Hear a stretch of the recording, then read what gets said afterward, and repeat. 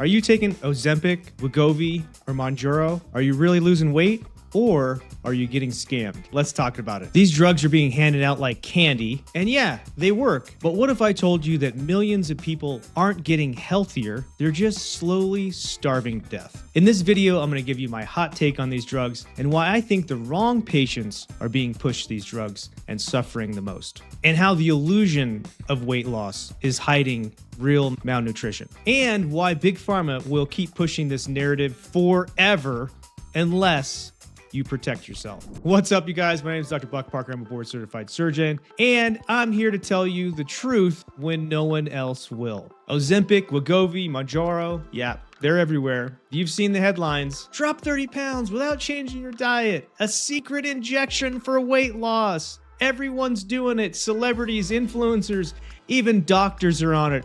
It's gonna be great for you too. And the truth is, they work. People are shedding fat fast. And in some cases, losing more than 20% of their total body weight.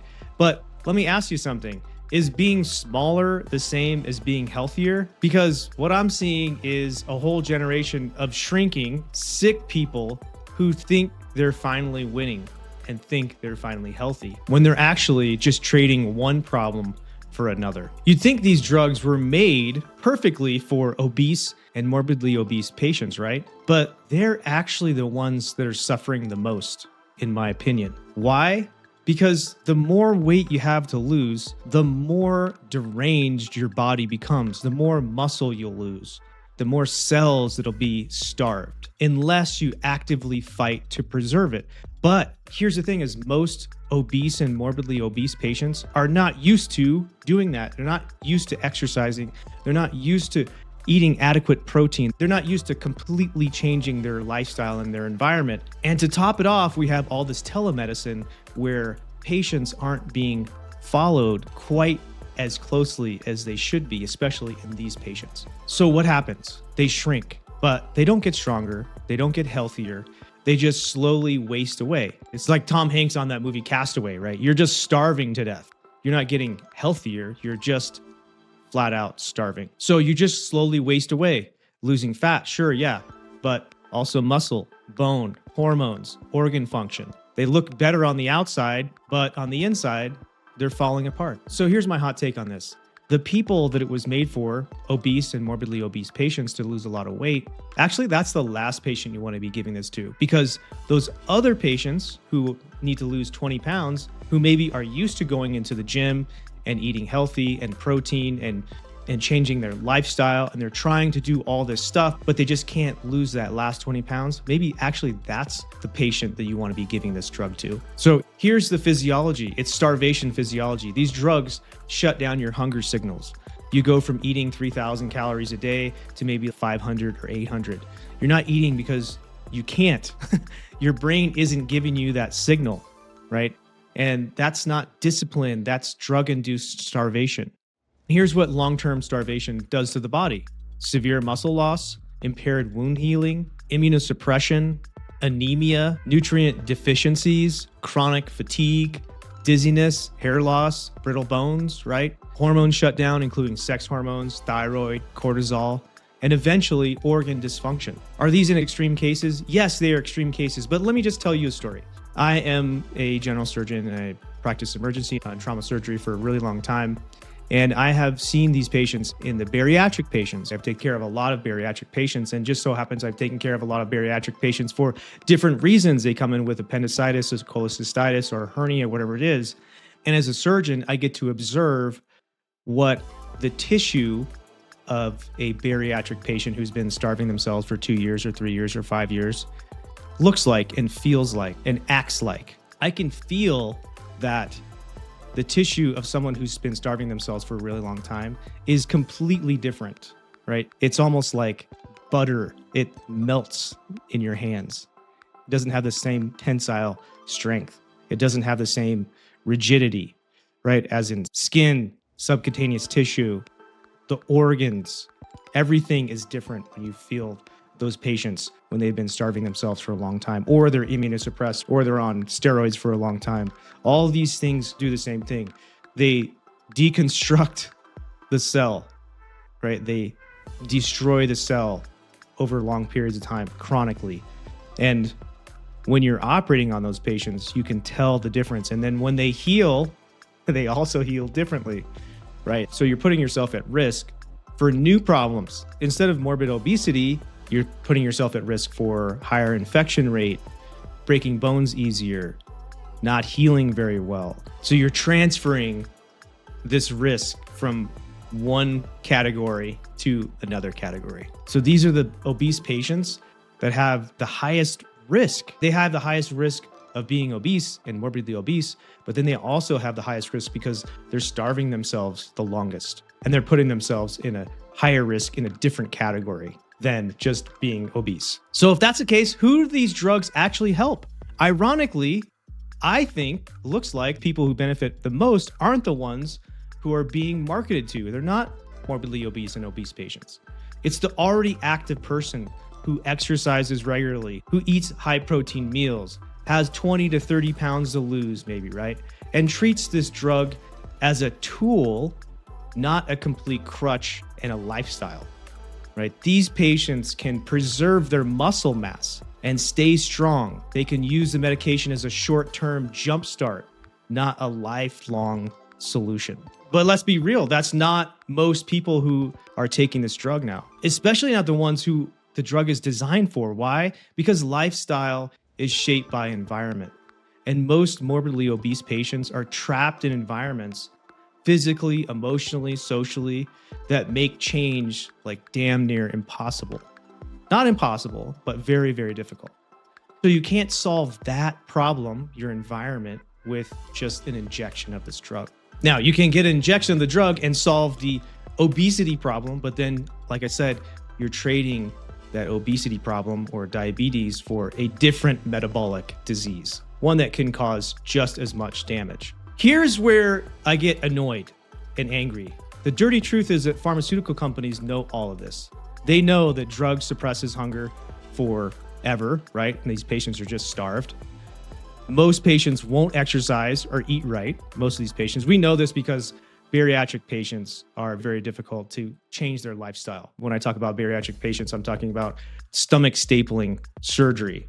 When you take those patients, they lose like 100 pounds in a year, like all of them, right? If they have 100 pounds to lose, you staple their stomach, they all lose 100 pounds. And then you see 2 years, they break off. Some of them start to gain that weight back, and some of them actually change their lifestyle. And the percentage of them that actually change their lifestyle and sustain this weight loss is actually lower than 50%. So they are the minority of patients. And unfortunately, the majority of patients start to gain that weight back because of this environmental factor we're talking about. And it's very difficult to change your lifestyle if you don't change your complete environment. And so when those patients are morbidly obese or obese, typically their environment, the other people around them are obese also. And that's why it's so hard. It's not that patient is not trying their absolute hardest, but when you have this environment or these other people that are around them encouraging the bad lifestyle, then it's nearly impossible for them to completely change their lifestyle and eat healthy and work out and all those things, because it's just not been done before for them. So you think pharmaceutical companies know this? Of course they know this. Do they care? No, they don't care. They care about selling drugs and making money. So long-term use of these drugs lead to muscle loss and metabolic crash. And we know that muscle mass is a serious indicator of whether you live in a healthy way or you don't live in a healthy way. The research shows that people lose weight on these drugs, and that's basically the only thing that pharmaceutical companies care about, is that they can write in their research paper and show all the doctors that, look, people lose weight. 20% of their total body mass has lost. There you go. Look, it works. Give it to everybody. But they're not tracking muscle mass, nutrient status, or mental health. They're not telling doctors to monitor protein intake, resistance training, and all this, which they can't. And so the pharmaceutical companies just hand the doctors this research paper and say, look, it works. You should definitely give this to all your patients. And no one stops to ask at what cost, right? And here's the reason. We don't have to ask this question yet because the drugs haven't been around long enough. And this is a trick in the pharmaceutical playbook that they know how to do very well because they've done this many other times. They've introduced drugs with bogus research, told doctors, yes, this drug is not addictive. You should give it to everybody for pain. OxyContin, right? So they completely fabricated the results of the research. They told doctors that it wasn't addictive when it in fact actually was, killed millions of people, caused an amount of damage to generations of people that we can't even really comprehend, let alone measure. However, by the time anybody figures any of this out, it is 10, 20, 30 years along, and they've already made billions. And if they get busted, they have to pay a fine. Usually that fine is a lot less than the money that they made. So they know this trick quite well, right? They put some research out. It says people are losing weight. They push the drug. Matter of fact, do you know that the GLP-1s have made more money than OxyContin? Do you think that they're going to maybe fudge those numbers a little bit to make sure that everybody thinks this is a good idea for everybody? And now I'm saying that it is a good idea for some people, but we just don't know completely who that is yet. And we don't know at what cost. Even if the numbers say, hey, this works for 50% of the people, you may not be in that 50%. And so you might have to protect yourself, or your doctor might have to protect you from the pharmaceutical industry. That comes to my next point. Doctors, this is where you come in. You got to wake up. You have to stop thinking of weight loss as the only metric that matters, right? You got to start tracking labs, protecting patients' muscle mass, start educating patients on nutrition, strength, sustainable change. Because if you don't, you're just prescribing lifelong malnutrition to these patients. And patients, don't assume your doctor or the drug company has your best interest at heart. Most of your doctors do, I will say that. And I think a lot of patients say, oh, doctors are just paid by the drug companies. They're not. They're actually not. And I have another video that I'm going to talk about how the pharmaceutical companies get doctors to do what they want without actually paying them. Doctors are not getting real money. They're not getting checks from pharmaceutical companies. Some of them are, and that's a different discussion, but is it not in the way you think? Your regular doctor is not getting dollars to prescribe you a drug. That is incorrect. And we'll talk about that in another video. Actually, what's happening is that your doctor doesn't have enough time to dig into this research and these numbers to figure out what exactly is going on. And sometimes they can't. Sometimes it appears they're doing the right thing, but that is not always the right thing for everybody. And so we're going to talk about risk and benefit ratio in a different video, but every treatment has a risk and a benefit. Every patient has a different risk and different benefit with each treatment. And so, as you can imagine, this starts to get maybe overwhelming for some doctors, and they can't dig into the numbers of each patient. They can't watch each patient's labs and nutrition and their pantry, right? Can't do that. So patients, you need to protect yourself from a doctor who means well, but maybe can't protect you how they want. The question is, are you losing fat? Are you losing muscle? Are you malnourished? Are you going to have other problems? And of these problems, which is the least amount of trouble? Which will cause you the least amount of harm?